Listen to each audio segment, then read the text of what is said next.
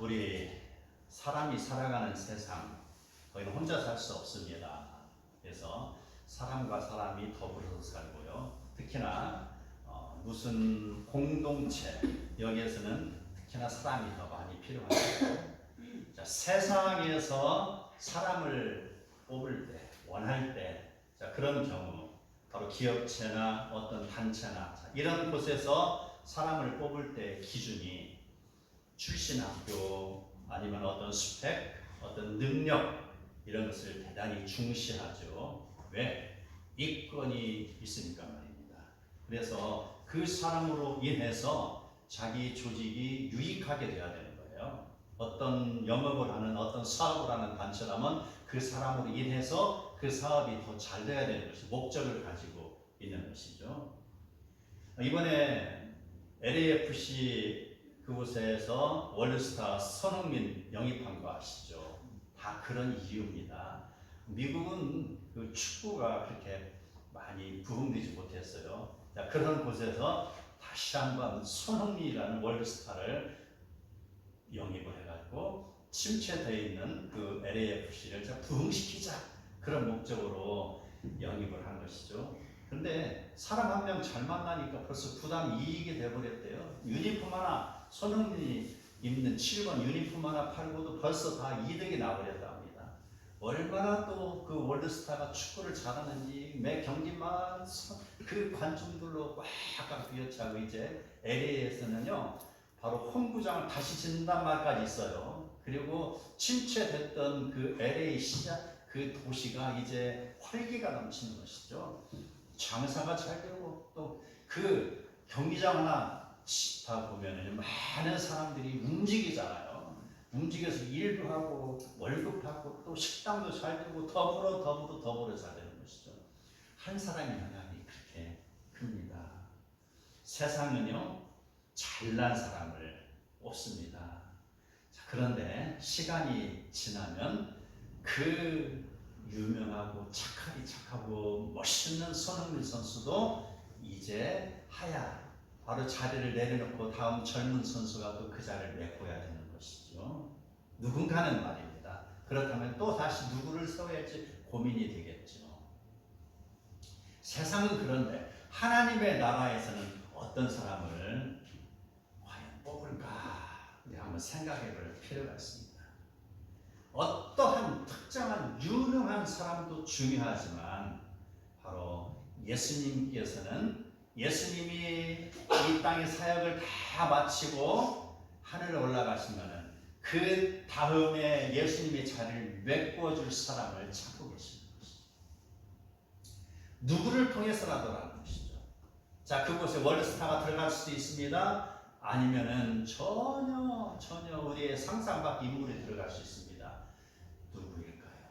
바로 그 사람은, 예수님이 원하시는 사람은 순종함으로 자기의 길을 이어갈 사람을 뽑는 것이죠.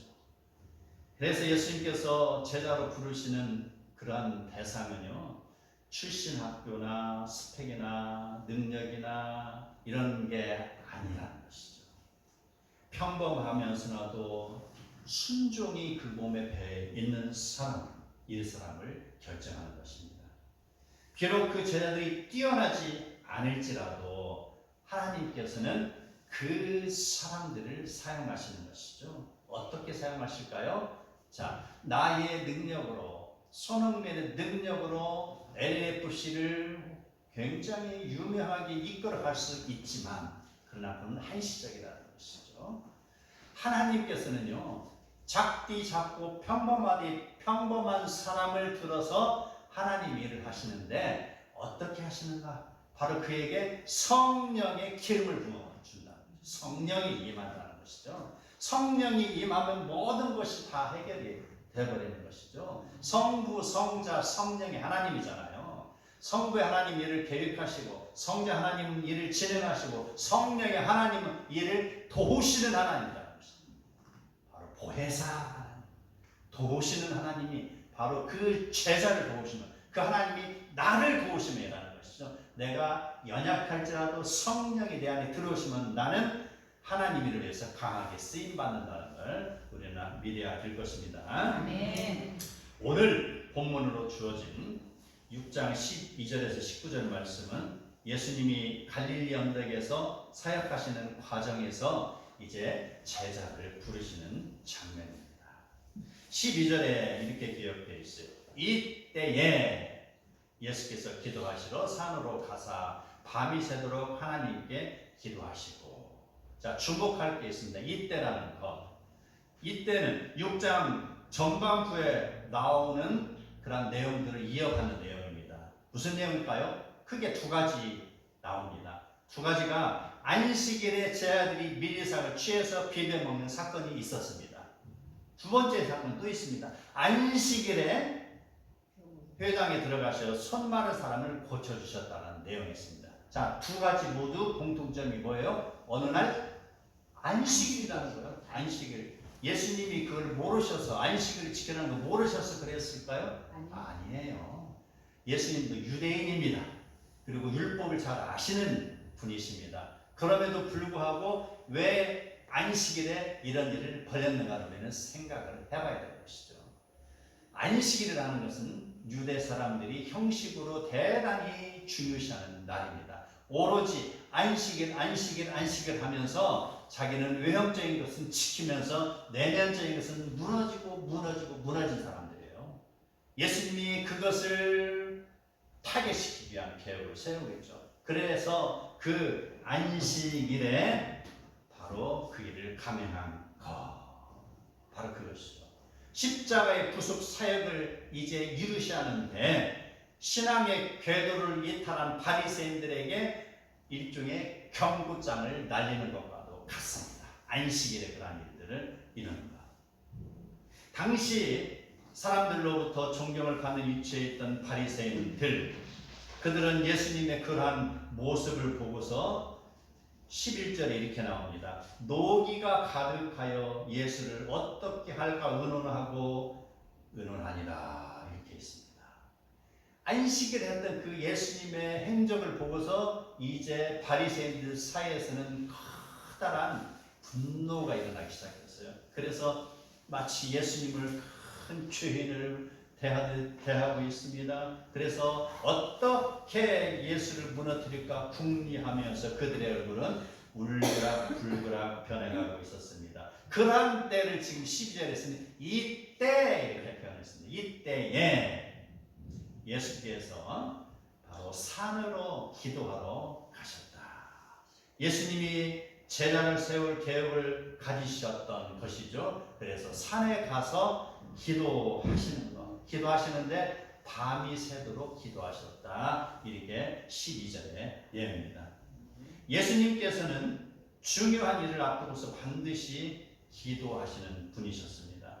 제자들을 부르시기 전에 오늘같이 기도하시는 것처럼 세례를 받으시기 전에 기도하셨습니다. 공생애를 시작하시기 전에도 기도하셨습니다. 십자가를 지시기 전에도 기도하셨습니다.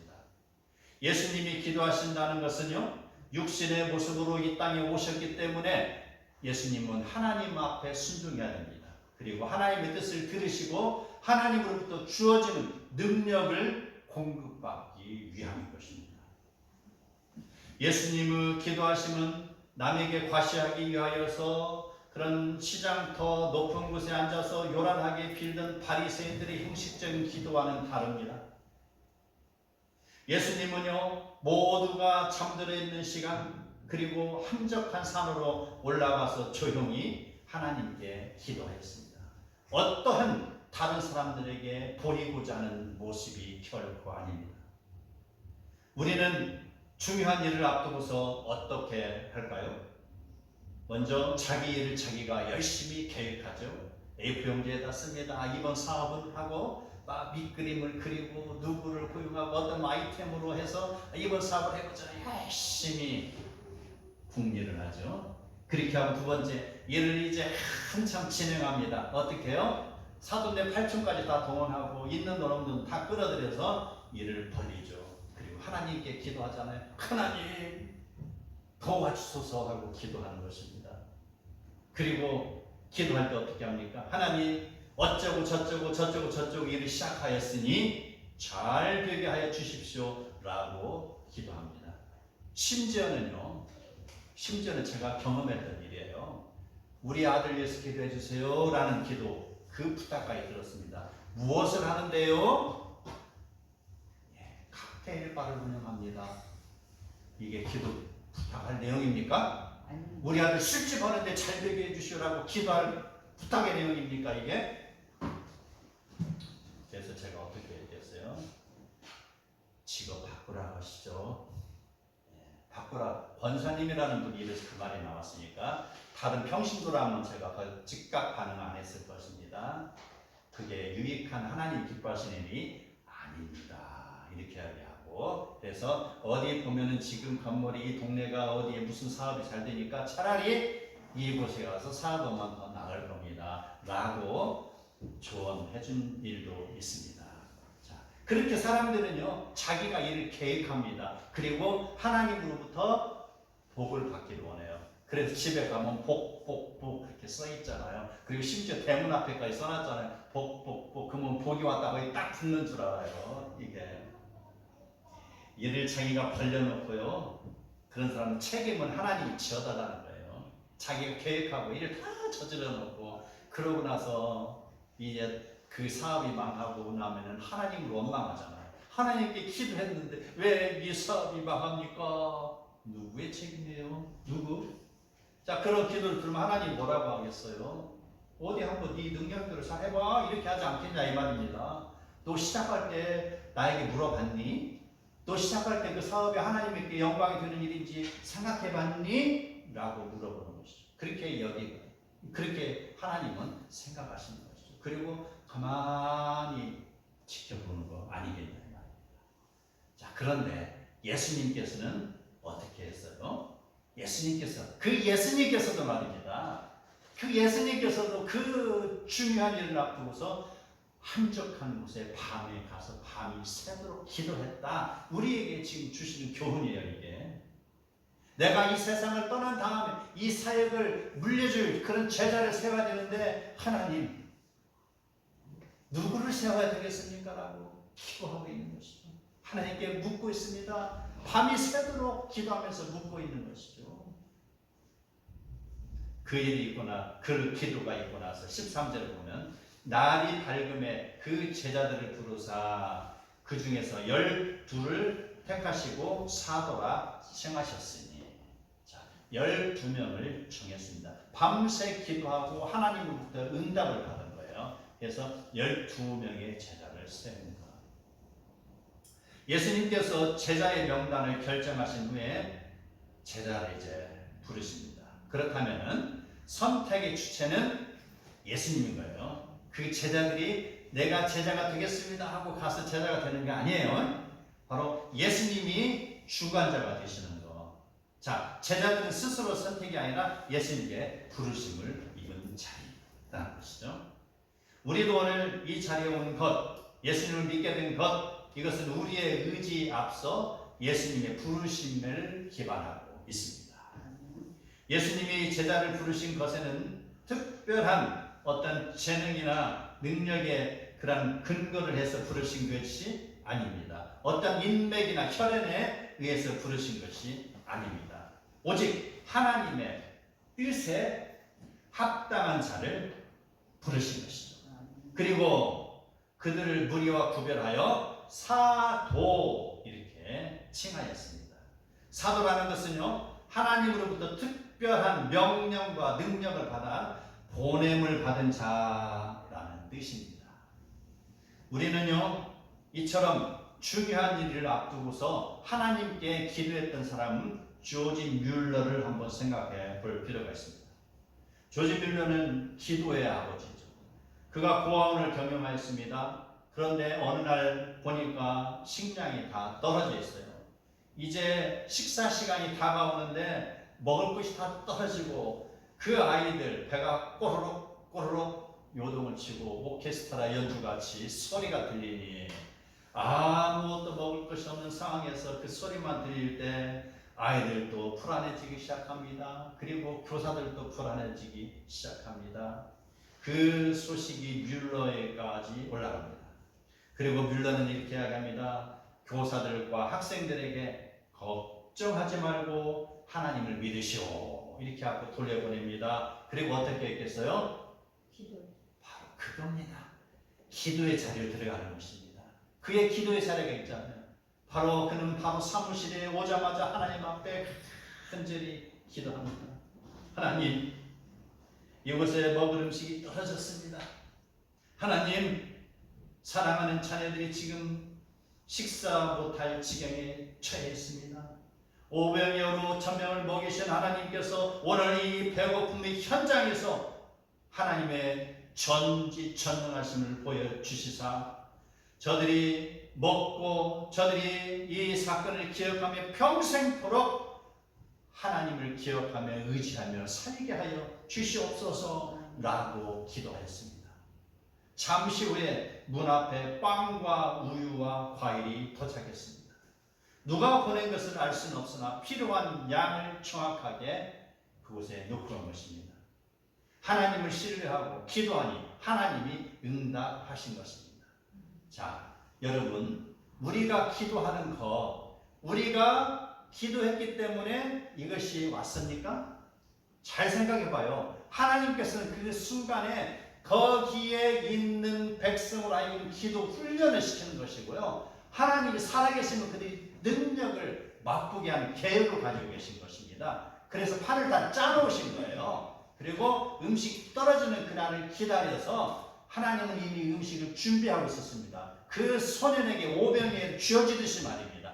딱 준비를 해놓고 그 시간에 12시가 식사 시간이다. 그럼 11시 50분에 딱 그것을 맞춰 가게 이미 세팅을 해놓은 거예요. 세팅을 해놓고요. 그 순간에 그 아이들이 두려움 그 속에서 바로 기도하는 것, 하나님 채워주신다는 걸 경험하게 하시는 것이죠. 이게 하나님이 가만히 있었습니까?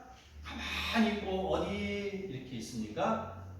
모든 것이 합력하여서는 이루는 것입니다. 모든 것이 자 어떤 그런 단체의 리더라는 것, 이 상황을 이해할 것입니다. 우리가 수련회를 갈 때 어떻게 하죠? 수련회를 갈 때 딱 공지를 합니다. 공지하는데 자 이번 주 다음 학기 때 어디로 선교여행을 가는데 여러분 등록하시오 라고 그냥 무작정 공지합니까? 아니죠. 공지하기 전에 이미 그 선교지에 가서 어떠한 일을 할 걸 계획을 세우는 것이고요. 거기 가서 어떤 선생이 이 일을 감당할 걸 세팅을 하는 거고요. 그곳에 가서 누가 미용을 담당하고 누가 태권도를 할 것이며 누가 선교학교를 이끌어갈 것인가 다 계획을 세우는 거 아니냐 이 말입니다. 다 계획을 세워놓고 주일 예배 때 공지를 하는 거 아닙니까? 그런 개념으로 우리는 받아들이면은 하나님이 운영하시는 방법 우리가 빨리 이해할 수가 있어요. 그걸 통해서 하나님이 일을 하시는 것이죠. 바로 뮬러의 그러한 상황을 통해서 하나님은 그에 있는 학생들과 교사의 믿음을 더욱더 증가시키는 것입니다. 하나님을 신뢰하고 기도하니 하나님이 즉각 응답하시는 모습을 그들에게 보여주신 것입니다. 예수님께서 기도하신 후에 부르신 제자의 이름은 이렇습니다. 베드로라고 이름하신 시몬, 그의 동생 안드레, 야고보와 요한과 빌립과 바돌레며 마태, 도마, 알페오 아들 야고보, 셀롯이라는 시몬, 야고보의 아들 유다, 그리고 예수님을 장차 팔을 가로운 유다입니다. 모두 12명입니다. 성경에서 12이라는 숫자와 7이라는 숫자는 완전함을 나타내는 숫자입니다. 자, 그 중 12은 구약에서 12지파를 나타내고 있습니다. 그리고 신약에 와서는요 12제자를 나타내고 있습니다. 오늘 12제자가 그 12입니다. 인생 후반전이 이루어지는 요한계시록. 이 땅에서 모든 거 끝나고 이제 인생 후반전 요한계시록에서 이어지는 거잖아요. 그 요한계시록에서 나오는 내용이 12문이 나옵니다. 12사도가 등장합니다. 12이 참 좋아요. 이게 온전한 숫자입니다. 이게 좀 우스갯소리와 같은데 저도 이사 올 때 집을 찾고 있는데요. 집이 없었어요. 근데 다 앞으로 3개월 후에, 2달 후에 이렇게 그런 집들만 있는 거예요. 저는 바로 이사를 와야 되는데 말입니다. 그런데 딱 하나 남아있는 것이죠. 딱 한 군데 바로 이사 올 수 있는 곳, 그게 12층이었어요. 12층. 그래서 10이라는 숫자를 보고 얼마나 마음이 들었는가 몰라요. 아, 12제자, 아, 12지파, 이 말이 있는 거예요. 근데 다른 곳은 없었잖아요. 다 막혀있고 오로지 12층에는 그 집 하나만 있었어요. 그래서 하나님이 이곳으로 이사 오시라는가 보다 하고 제가 순종했어요. 근데 지금 그 너무 좋아요. 그 집이. 아침에 창밖을 내다보면은요, 초등학교 운동장이 보입니다. 그리고 그 너머에는 산이 보여요. 그리고 높은 산에 있는데, 산이 보이는데요, 날마다 해가 뜰 때마다 햇님이 우리 집 와서 인사하고 가요.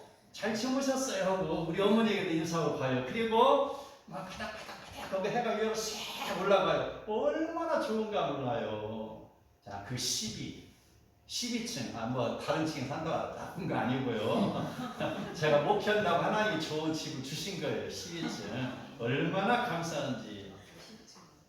예수님이 12제자를 택하신 것, 밤새도록 기도하신 후에 바로 그렇게 세우셨다. 그것입니다. 자, 우리 인생들 공연장에 가면 바로 그곳에는 배우와 관객이 있습니다. 배우 관객이 있는데, 자, 관객은 공연이 끝나면 훌쩍 떠나버리고 말죠. 배우는 어떻습니까? 관객들은요, 배우가 잘하면 박수를 팍 치죠. 잘했을 때. 그리고 나중에는 앵콜 그러잖아요. 어떤 하창단이 하거나 그러면 앵콜도 나오고 그렇죠. 그런데 배우가 실수를 하고 연기를 잘못하고 아니면은 그 공연에서 그 합창단이 공연을 축쓰거나 뭐 어때요? 뒤를 돌아보지 않고 그냥 썰물처럼 빠져나가 버리죠. 그게 관객입니다. 근데 배우는 어떻습니까? 배우. 관객의 그런 것을 그는 의식은 하지만 관객이 마음에 들지 않을지라도 배우는 연기를 해야 됩니다. 합창단은 찬양을 아니면 어떤 노래를 부르는 것이죠. 그 배우들은 바로 감독의 지시에 따라서 끝까지 열중을 합니다. 공연이 마치기까지입니다. 연기자 그런 그들의 연기가 마음에 들지 않을 때에도 아니면은 자기가 좀 실수를 했을지라도 그럴지라도 끝까지 다시 다시 상황을 정돈하고 끝까지 다시 달려나가는 거, 이게 바로 배우라는 것이죠.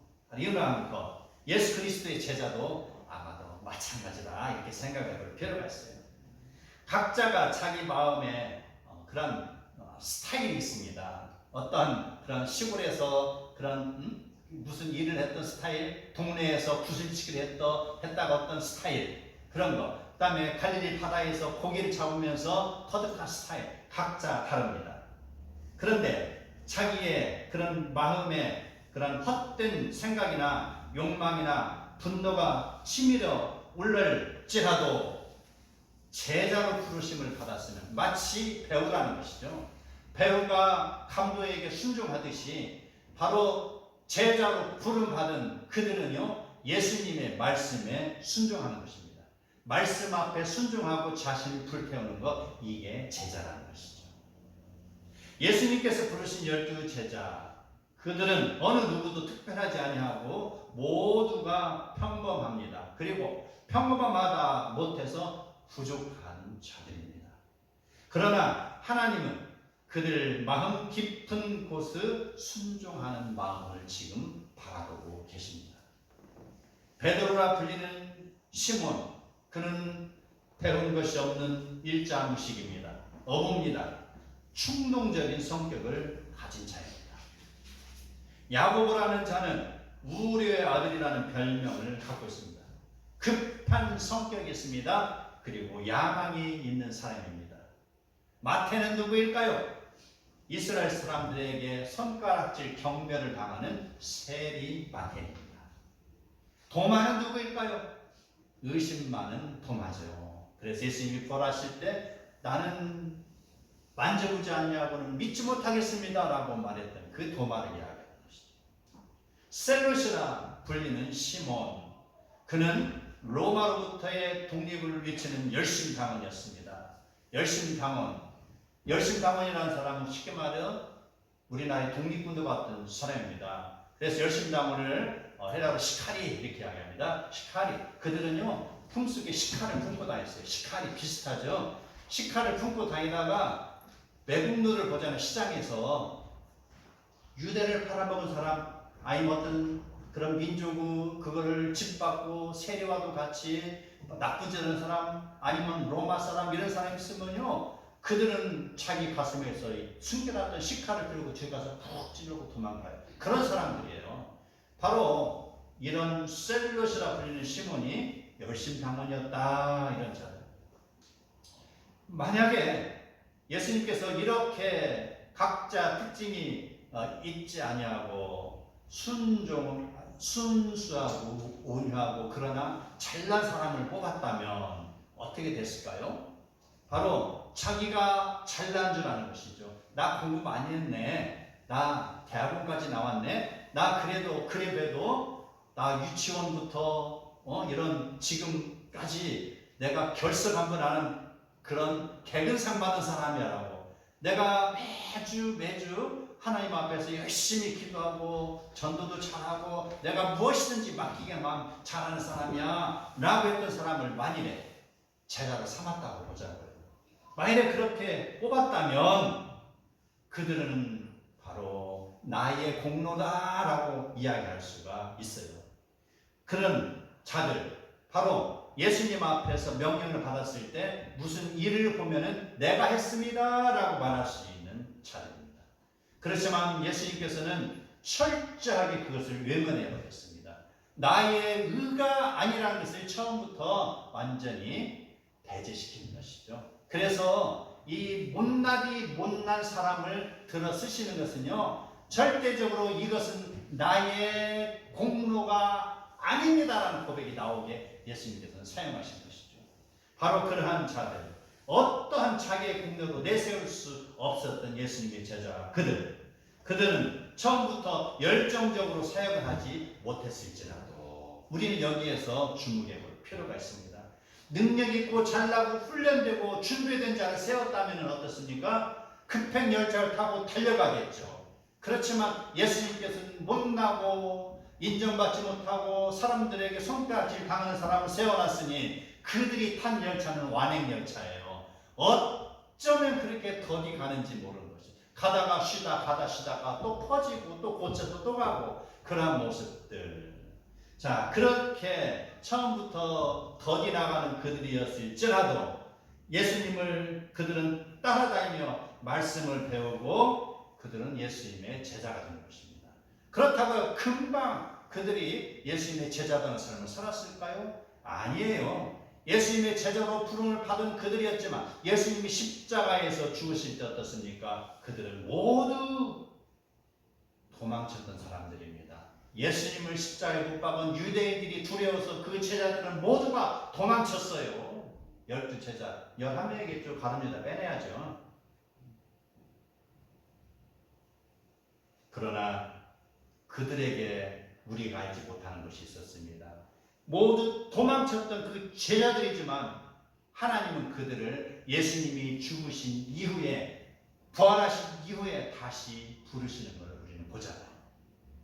예수님께서 부활하실 때 그들이 다 다시 몰려들었습니다. 그리고 예수님을 위하여서 그들은 목숨을 버리며 사역을 했습니다. 어떠한 능력으로? 성령이 그들에게 기름 부어 능력이 없는 그들이었지만 성령이 그들에게 능력을 주시니 그들의 가슴에는 성령의 불이 활활 타오르는 것입니다.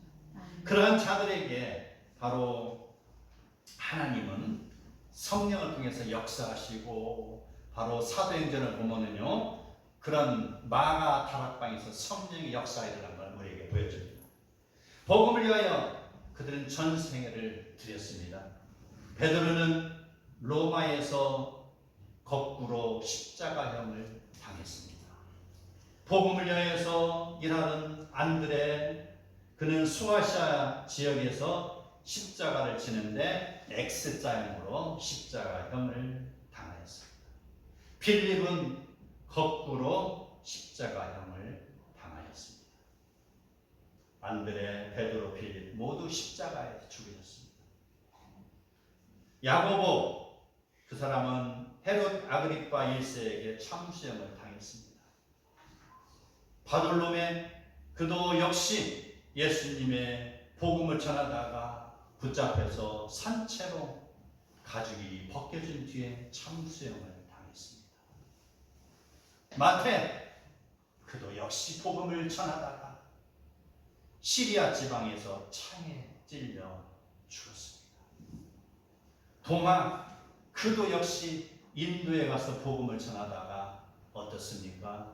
복음을 전하다가 동굴에, 또 때로는 피했을 때 그 원주민들에게 붙잡혀서 창에 찔려 죽었습니다. 알페오의 아들 야고보, 그는 성전 꼭대기에서 떨어뜨림을 당한 뒤 몽둥이에 맞아 죽었습니다. 다데오도 몽둥이에 맞아 죽었습니다. 셀롯 땅 시몬, 그는 톱으로 켜임을 당해서 죽음을 당했습니다. 세상에서는 모든 사람들이 그들을 인정하지 않고 과연 너희들이 예수의 뒤를 이을 수 있을까라고 의심하고 찌릿찌릿했지만 그 연약한 그들은 성령의 감동을 받으니까 어느 누구도 감명할 수 없는 자기의 목숨을 버리면서까지 예수의 제자의 길을 걸어간 것이다. 예수님의 제자로 산다는 것은 나의 입술에 고백이 있어야 합니다. 그러나 입술의 고백만으로는 안 되는 것이에요. 나의 몸으로 순종해야 되는 것입니다. 신앙은요, 바로 입술의 고백과 몸의 실천입니다. 그래서 믿음은 명사와 동사가 결부되어 가는 것입니다. 제자로 부름받고 따라 나갔으면 그 다음은 하나님이 그를 책임져 주십니다. 이 땅에서 사는 것은 인생 전반전에 불과합니다. 인생 후반전 사는 사람은요, 하나님의 나라에서 영원한 신부의 모습으로 사는 것입니다. 인격이 부족하거나 지식이 부족하거나 능력이 부족하다고 걱정하지 마시기 바랍니다. 성령께서 우리를 도우십니다. 능히 감당할 힘을 주십니다. 성전 재건을 위하여 수르바벨을 부르신 하나님이 말씀하십니다. 이는 힘으로 되지 아니하며 능력으로 되지 아니하며 오직 나의 영으로 되느니라고 하였습니다. 어떤 사람을 들어서 그 일을 쓰시지만 사람을 통해서 그 교회를 짓지만 말입니다. 그것은 어떤 힘이나 능력이 아니라 바로 하나님, 오직 나의 영으로 되는 것이라고 분명하게 이야기하고 있습니다. 세상에서 부르시는 원칙은 나의 스펙입니다. 그러나 하나님께서 부르시는 원칙은 나의 잘남이 아닙니다. 내가 못났을지라도 눈물로 주를 따르며 순종하는 모습을 보고 나를 부르시는 것입니다. 그렇게 믿고 따르는 제자들이 있었기에 예수님의 복음이 승법 번식을 하였습니다. 그리고 그의 제자가 다른 제자를 낳고 그 다른 제자는 또 제자를 낳고 그 복음은 지중해를 지납니다. 그리고 대서양을 지났습니다. 태평양을 지났습니다. 그리고 지금 한국에 왔습니다. 그리고 우리에게 전달된 것이죠. 힘으로 되지 않습니다. 능력으로 되지 않습니다. 오직 성령께서 운행하시니 성령의 일을 이루시는 것입니다. 하나님의 손에 들림받기만 하면 된다는 것입니다. 성령께서 우리를 사용하신다는 것입니다. 사랑하는 성도 여러분, 우리는 관객입니까? 배우입니까? 예수님의 부르심 앞에 주님께서 부르시면 아멘하고 따르겠다는 그 고백들, 오늘 나의 영혼을 살리고 나의 자녀의 영혼을 살리는 비결이 될 것입니다. 그 다음은 하나님께서 나를 이끄실 것입니다. 나의 자녀의 삶을 주관해 주실 것입니다. 성령을 우리에게 보내시고 우리로 하여금 주님께서 위임하신 사역을 감당하게 하여 주실 것입니다. 그 사역을 위하여서 하나님께서는 우리에게 필요한 지식도 주실 것입니다. 지혜도 주실 것입니다. 물질도 주실 겁니다. 사업장도 주실 것입니다. 만남의 복도 허락한다는 것을 우리는 인지하시기 바랍니다. 아멘. 나의 길을 내가 걸어가면 나는 힘들고 지쳐 쓰러질 것입니다. 그러나 그 길이 주님의 부르심에 순종하며 걸어가는 길이라면 그곳에 성령의 기름 부음이 임하실 것입니다. 수고하고 무거운 짐진 자들아 다 내게로 오라 하신 주님께서 지금 우리를 부르고 계십니다. 이곳 서충주에 죽어가는 영혼들을 구원하라고 오늘 우리를 부르고 계십니다. 예수님 시대처럼 순교하는 그런 시대는 아닐지라도 하나님은 지금 우리에게 순교하는 마음으로 복음을 전하라고 부르십니다. 어두운 길에서는 하나님께서 우리의 앞서 걸어가십니다. 평탄한 길에서는 우리와 손잡고 동행하실 것입니다. 물에 젖은 인생의 고난길에서는 하나님이 우리를 업고 걸어가실 것입니다. 주님의 부르심에 순종함으로 하늘의 복까지 누리는 사랑하는 성도들이 다 되시기를 축복합니다. 아멘.